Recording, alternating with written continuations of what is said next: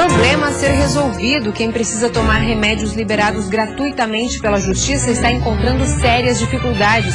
Há pelo menos 6 meses faltam medicamentos na farmácia judicial em Florianópolis.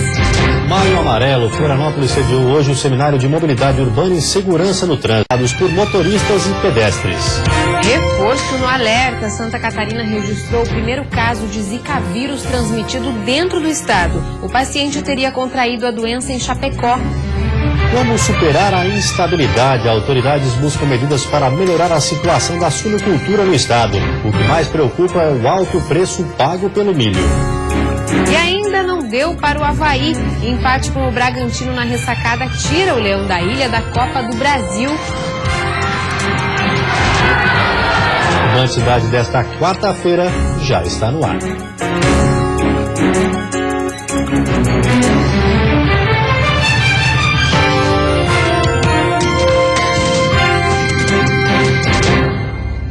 Olá, boa noite. Boa noite. Maio Amarelo, um seminário na capital debateu a mobilidade urbana e a segurança no trânsito. O encontro alertou para a violência e as mortes nas estradas.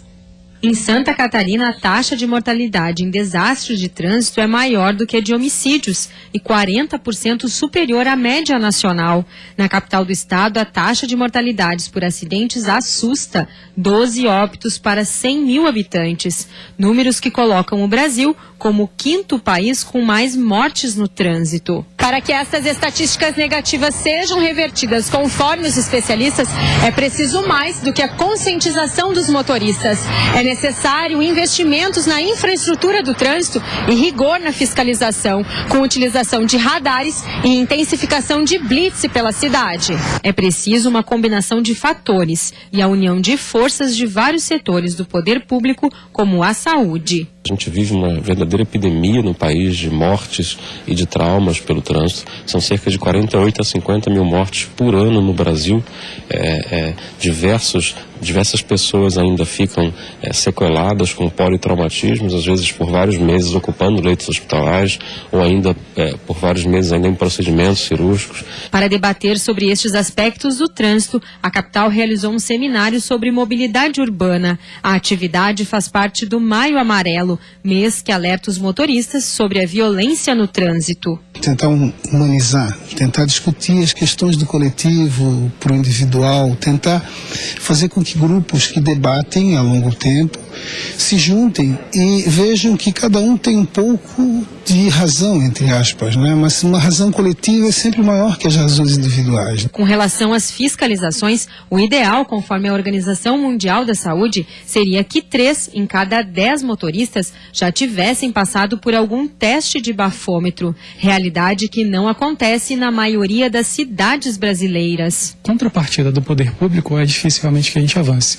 A gente precisa da instalação dos radares. Hoje Florianópolis não tem nada de radar, nem na parte das vias municipais, nem nas estaduais. A gente precisa da intensificação da questão da fiscalização do álcool e a gente precisa de policiamento ostensivo.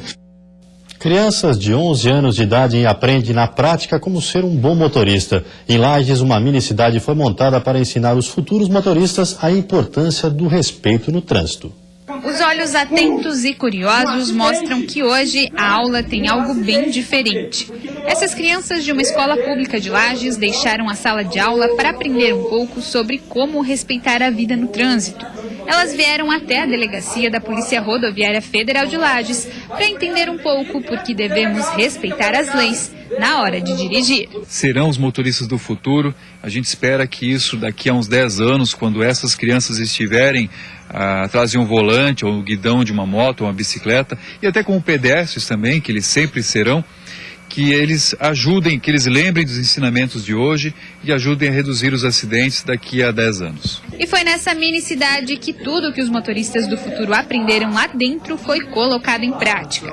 As bicicletas substituíam os carros e era preciso ficar atento à velocidade. Nada de exceder o limite. O sinal também.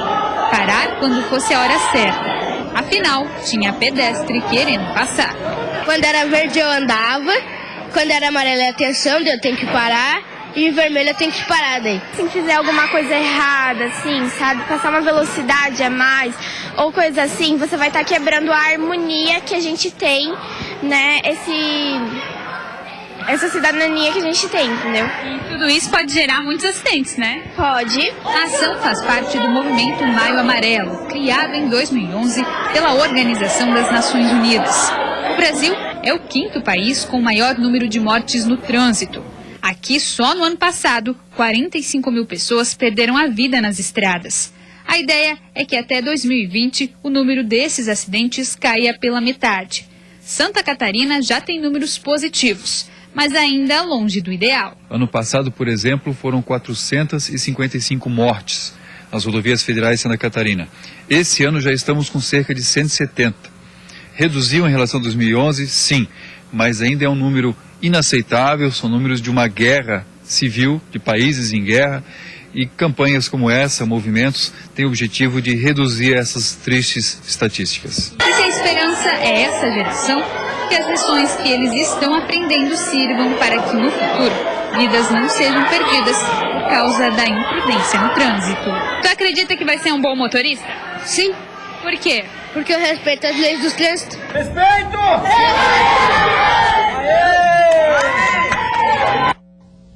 E a seguir, confirmado o primeiro caso de Zika vírus contraído dentro do estado. E ainda é cada vez maior o número de jovens que buscam cursos profissionalizantes para aumentar as chances de ingressar no mercado de trabalho.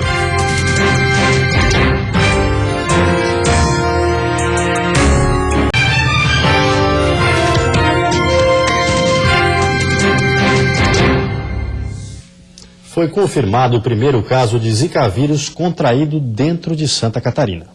Segundo a Diretoria de Vigilância Epidemiológica, a doença foi transmitida dentro do município de Chapecó. Até agora são 36 casos confirmados de Zika vírus em 2016 no estado, mas este foi o primeiro confirmado com transmissão em território catarinense. Os casos contraídos fora do estado tiveram como prováveis locais de infecção o Ceará, Mato Grosso do Sul, Alagoas, Rio de Janeiro, Rio Grande do Norte, Pernambuco, Rondônia, São Paulo e Sergipe. Além dos casos de Zika vírus, o estado tem 3.885 casos de dengue e 48 de febre chikungunya. A situação mais grave continua sendo em Pinhalzinho, no oeste, que tem 2.358 casos de infecção confirmados dentro do próprio município. Aqui no estado, 42 cidades foram consideradas infestadas. Destas, 37 implantaram a sala de situação municipal.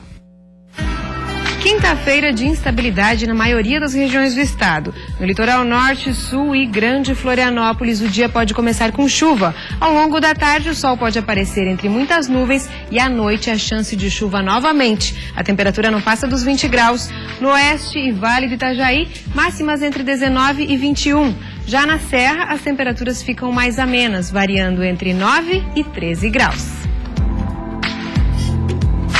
Desemprego no país. De acordo com o IBGE, o grupo que apresenta a maior taxa de desocupação é o de jovens entre 18 e 24 anos. Na busca pela inserção no mercado de trabalho ou recolocação, um dos caminhos trilhados por muitos desses jovens é a busca por cursos profissionalizantes.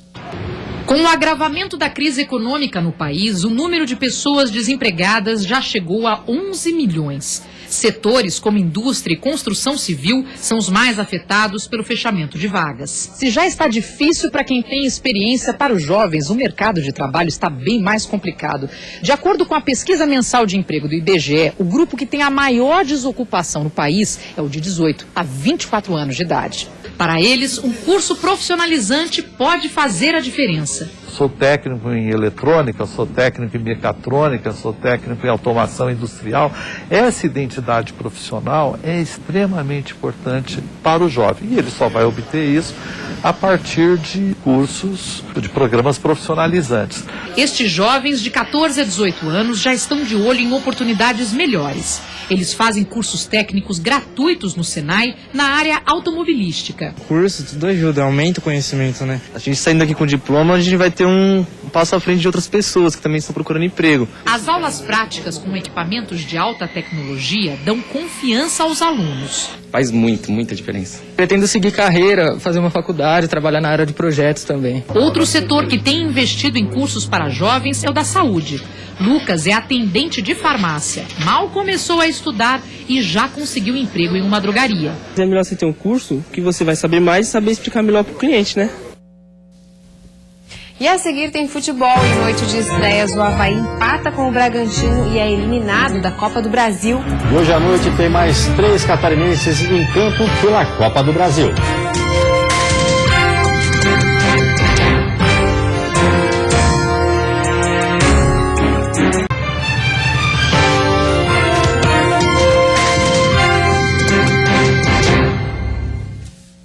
Futebol não deu pro Avaí na Copa do Brasil. Precisando vencer por 2 gols de diferença, o Leão ficou apenas no empate com o Bragantino na ressacada. O estreante Vinícius Pacheco viu William sozinho na área e lançou bem. Vinícius Pacheco se animou e continuou querendo mostrar serviço. Nessa arrancada, entregou para Tatá, que não soube o que fazer com a bola. Depois, outra vez, Vinícius Pacheco, agora acreditando na jogada e finalizando. O jogo estava desenhado, a pressão era toda do Avaí, enquanto o Bragantino esperava e jogava só pelo empate. Mas nesse lance aí, o Eliandro emendou uma bicicleta e lembrou que era só o Leão tomar um golzinho que precisaria vencer por 3-1 para se classificar. O time azul tratou de acordar e acabou o primeiro tempo com esse lance aí, outra chance perdida para lamentar. Dava para ver que o Avaí tinha todas as condições de buscar a classificação. E com essa confiança toda, William entregou de calcanhar para Tatá, mas a zaga acabou tirando. Só que no contra-ataque veio o banho de água fria. A zaga do Avaí parou quando achou que Eliandro estava impedido. Mas quem ficou com a bola foi Eric, e ele carregou até o fundo para tocar para Zambi, lá do outro lado, fazer 1-0 Bragantino. Agora o Leão precisava de 3 gols para se classificar. E apesar da dificuldade, logo deu sinais de que não iria desistir. Na cobrança de falta de Lucas de Sá, Cauã apareceu livre para empurrar para o gol. Empate e esperança no coração do torcedor. Ainda faltavam 30 minutos para o jogo acabar. Só que a pressão de ter que marcar mais 2 vezes acabou atrapalhando o Leão. E os erros aumentavam. Em vez de tocar rápido, Rômulo preferiu ir para cima da marcação. Não deu certo. Mas a chance inacreditável ainda estava por vir. Rômulo recebeu sozinho e foi travado na hora da batida. A bola sobrou para William e ele fez isso aí. Pegou na orelha da bola. Então veio a chance de matar o jogo para o Bragantino. Thiago Santos cara a cara com o Renan e nada de gol. Aí desandou de vez. Rômulo não soube o que fazer com a bola. E quando o Avaí acertou a pontaria com o Jajá, Felipe salvou. A classificação não veio. Empate em 1-1, Bragantino passando de fase. Eu falei para os jogadores, eu não quero ninguém aqui depois do jogo, cabeça baixa, falando que podia ter dado mais. Isso não aconteceu. Eu acho que o Avaí, a gente precisava devolver a confiança para o nosso torcedor, principalmente quando a gente joga aqui em casa. O jogo ficou em aberto o tempo todo, mesmo quando estava 1-1. Daqui a pouco, às 7h30, o Figueirense enfrenta o Sampaio Corrêa em São Luís do Maranhão no jogo de ida da segunda fase. O Alvinegro entra em campo com algumas mudanças. 18 dias se passaram desde o último jogo oficial do Figueirense.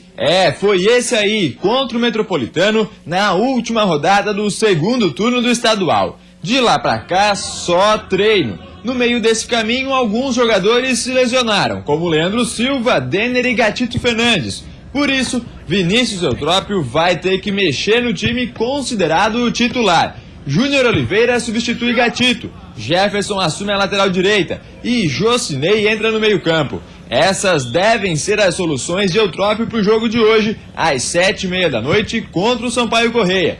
Caso vença o time maranhense por 2 gols de diferença, o Figueira elimina o jogo da volta e avança direto à próxima fase da Copa do Brasil. Também às 7h30 pela Copa do Brasil, o Jack pega o Ceará na Arena Joinville. Um bom teste para a estreia na Série B do Brasileiro. Página do Campeonato Catarinense virada, pensamento nas competições nacionais. Uma interligada com a outra. Isso porque o Jack enfrenta o Ceará pela Copa do Brasil hoje. Mas também vai encontrar adversário na Série B, lá na 10ª rodada. É um ótimo parâmetro.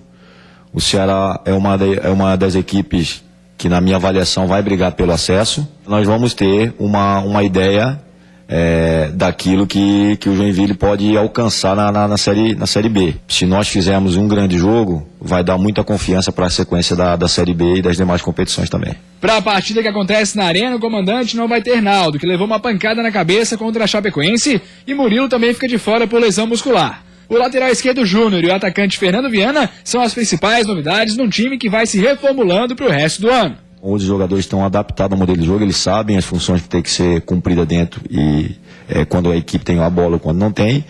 Falta, lógico, você agora qualificar em algumas posições. Isso aí é nítido e notório, nós estamos tratando internamente, precisamos qualificar bastante em alguns setores, bastante mesmo. Sem descanso, depois do título do Catarinense, o Verdão do Oeste encara o Paraná em Curitiba, mas com um time misto.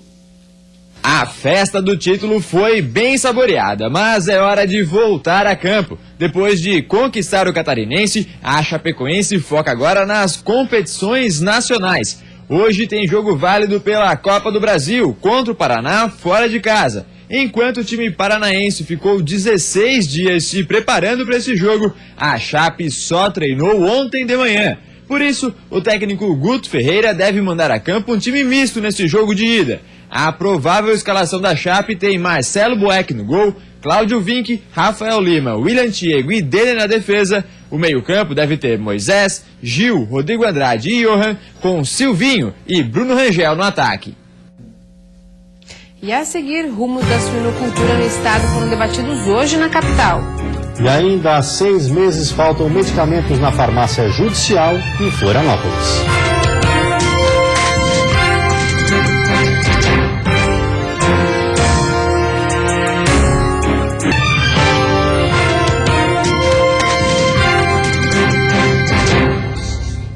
Em reunião na Assembleia Legislativa nesta manhã, a Comissão da Agricultura e da Política Rural abordou os rumos da suinocultura no estado. A alíquota do ICMS para os suínos continua em 6% e já traz resultados positivos aos produtores. O que preocupa agora é o alto custo do milho.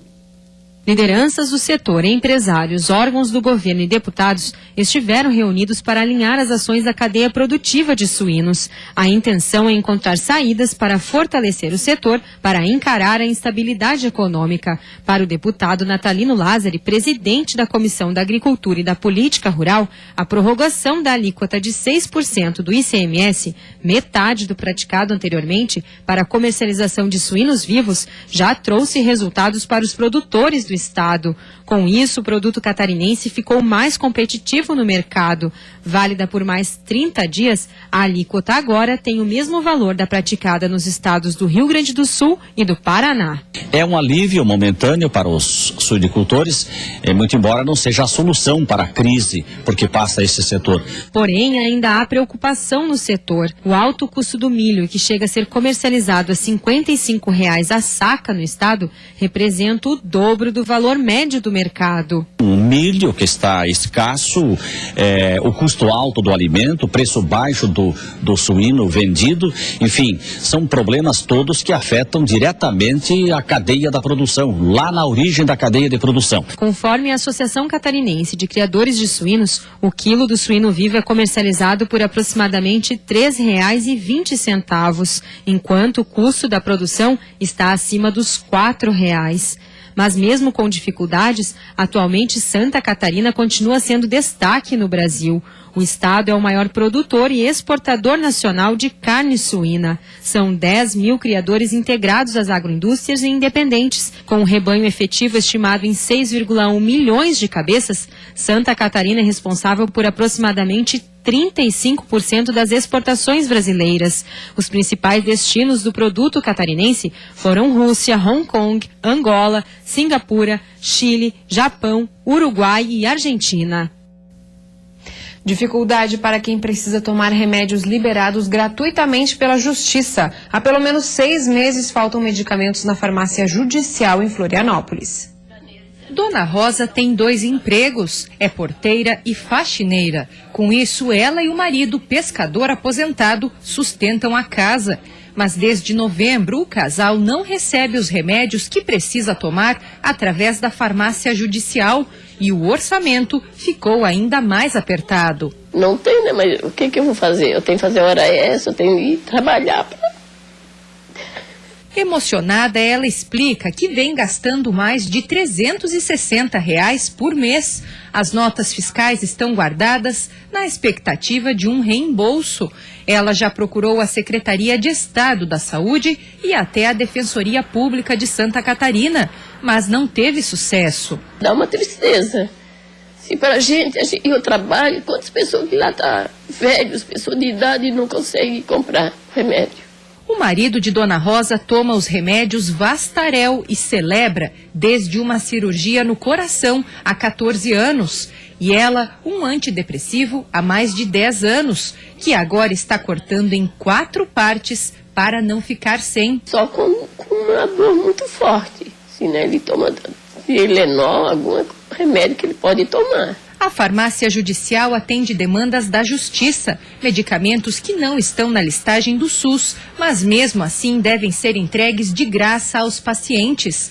Na Diretoria de Assistência Farmacêutica, o problema acontece também com outros medicamentos. Em nota oficial, a Secretaria de Saúde de Santa Catarina informou que o processo de tomada de preços atrasou a compra dos medicamentos, mas que os remédios devem chegar em no máximo 15 dias. O comunicado garante ainda que os pacientes serão informados assim que a situação estiver normalizada para fazerem a retirada dos produtos.